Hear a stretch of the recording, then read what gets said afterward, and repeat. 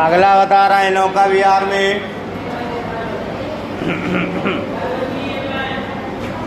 पतवार घुमाव पतन उभार नौका घूमी विपरीत धार डांडों के चल कर तल पसार भर भर मुक्ता फेन फरा स्फार बिगराती जल में तारे हार चांदी के सांपों की रलमल नाचती रश्मियाँ जल में चल रेखाओं से खींच तरल सरल लहरों की ललताओं में खिल सौ सौ शशि सौ सौ उड़े झिलमिल फैले फूले जल में पेनिल अब उल्टा सरता का प्रवाह लग्गी से ले सहज था हम बड़े घाट को सतोत्साह। इसमें बताया गया है प्रसंग में ये लिखेंगे कि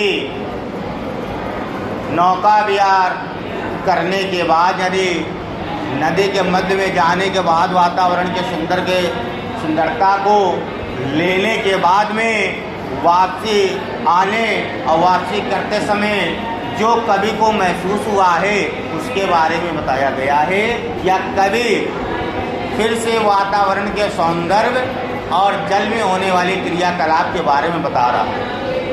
ठीक है, देखो पतवार घुमाव प्रतनु भार, हमारी जो नौका है उसका भार कम हो गया। क्या हो गया? कम हो गया। क्यों? बीच में गई हुई है, बीच में वेग ज़्यादा है, गति ज़्यादा है, इसके कारण भार कम हो गया, अपने आप टहलने लगी। तो मैंने क्या किया, पतवार को घुमा दिया, यानी वापस आने के लिए मैंने उसको क्या दिया, मोड़ दिया कि अब चलो अब चला जाएगा। ठीक है, तो कह रहा पतवार घुमा प्रतनु भार। अब प्रतनु भार पतवार को घुमा दिया और क्या कह रहा, नौका घूमी विपरीत धार। और मैंने क्या किया, नौका जो हमने पतवार घुमाया नहीं, नौका घुमाया और वो धारा के विपरीत अब चलेगी। किसके विपरीत चलेगी? धारा के विपरीत चलेगी। नौका को घुमा दिया है, पतवार को घुमा दिया और धारा के विपरीत कर दिया है। रिजल्ट क्या हुआ, डांडों के चल कर तल पसार फर पर मुक्ता फेल परार विकृति जल में तार हार। अब कभी नौका चलाए हो तुम लोग? चलाते हुए नौका को देखते हो? देखा है? नौका चलाई जाती है, जल को आगे पीछे किया जाता है और जल को आगे पीछे करने के लिए इतना बड़ा डंडा होता है और नीचे उसमें फड़वा बना होता है आयताकार, और उसी से तो वही कह रहा है, डंडों के चल करतल पसार, उस डंडों के आगे पीछे करने की क्रिया को। ठीक है, जब आगे पीछे हम पानी करेंगे, इधर से आगे करेंगे, उधर वाला पीछे करेगा, तभी आगे बढ़ेगी नौका। तो वो नौका को इस तरीके से वो कर रहे थे, तो वो हुआ क्या, भर भर मुक्ता फल पेन परार। तो इस डंडों के जो पानी में हम जो कड़वड़ कर रहे थे, उससे फेना निकल आया। फेना समझते हो? तब एक साथ डंडा जैसे करो तो बुलबुले टाइप का निकल आता। चांदनी रात थी, बुलबुला निकल आया, तो ऐसा लगा जैसे मुक्ताहार की वो मोतियाँ हों। वो जो बुलबुला निकला, कभी की कल्पना है, तो लग रहा था जैसे मुक्ताहार की छोटी छोटी मोतियाँ हो गई हों, वो मोतियों से प्रतीत हो रही थी। और बिगड़ती जल में तार हार, और ऐसा भी लग रहा था जैसे उस जल में, आसमान में जो अनंत तारागण हैं वो बिखर गए हों।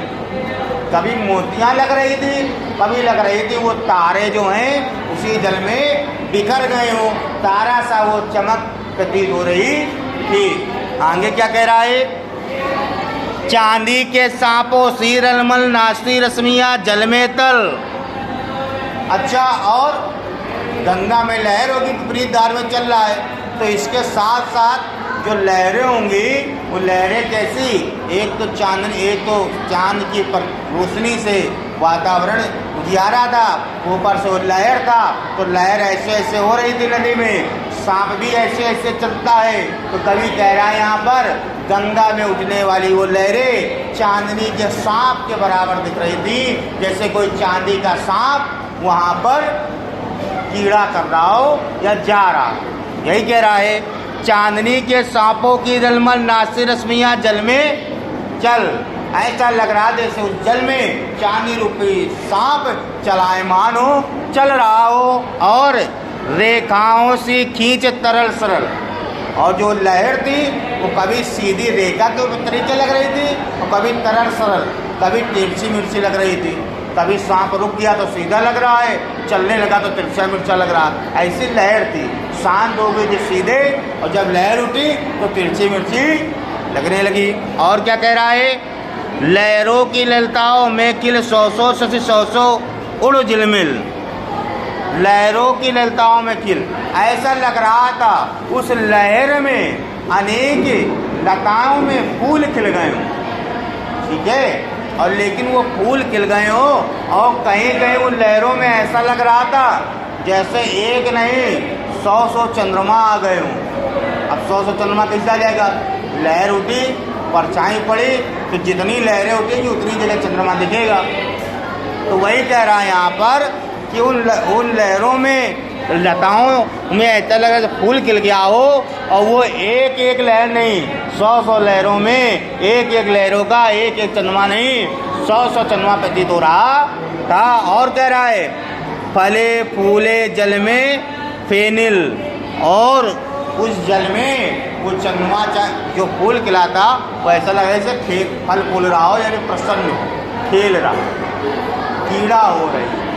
क्योंकि लहर तभी उठती है या मन में उत्साह, तब मन में हर्षण तभी उठता है, हम उछलते तभी जब उत्साह ज़्यादा होता है, गम होता है तब हलचल नहीं होती, तब शांत रहता है वातावरण। आगे कह रहा है, अब उतला सरता का प्रवाह, अब उतला सरता का प्रवाह, अब नदी का प्रवाह कुछ हमें शांत दिखाई दिया, कम दिखाई दिया।